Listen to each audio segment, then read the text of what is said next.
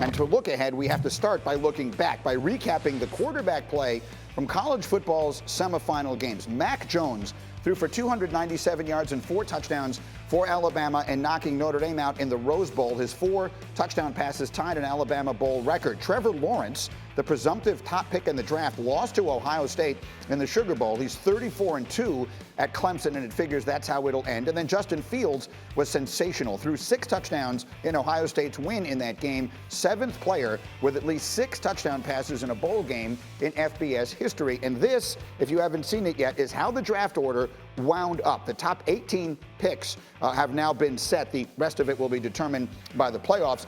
We think we know that Trevor Lawrence will be the number 1 pick in this draft. The questions really begin at number 2 with the Jets and Justin Fields. And when there are questions like that, this is the man who always has the answer. Mel Kiper Jr. is with us. Good morning, Mel. And let's start with that. I think the world was really impressed with what Justin Fields did on Friday night, the toughness that he showed, and everything else. What did that do for him in the evaluation process?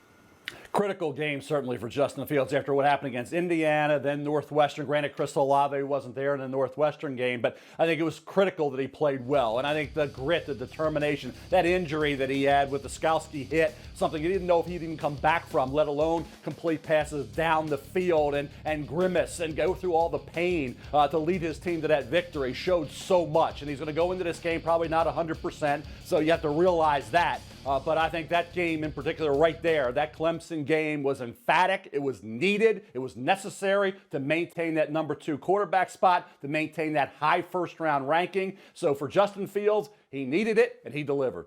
So when you say high first-round ranking, tell us where we should, and obviously there's a lot of people out there looking at that number 2 pick. Is that right now where you would pencil him in?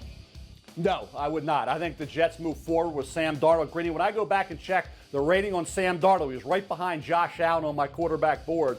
His rating will be higher than Justin Fields' rating and ranking. So I think you look at that. You know Sam Darnold. He knows them. He's shown promise. He needs the right coach. He needs, obviously, the right people around him. But I would move forward with Sam Darnold. Hopefully, Cincinnati is thinking, hey, we need Penei Sewell. We can move up from 5-2, make that deal with the Jets, get the tackle. If the Jets are stuck there, take Sewell. You have 2 of the best young bookend tackles in the league with Mekhi Becton and Penei Sewell helping out Sam Darnold. So, no, I would not take Justin Fields, the 2 of them, the Jets. I would either trade down or take the offensive tackle and move forward, like I say, Greeny, with Sam Darnold.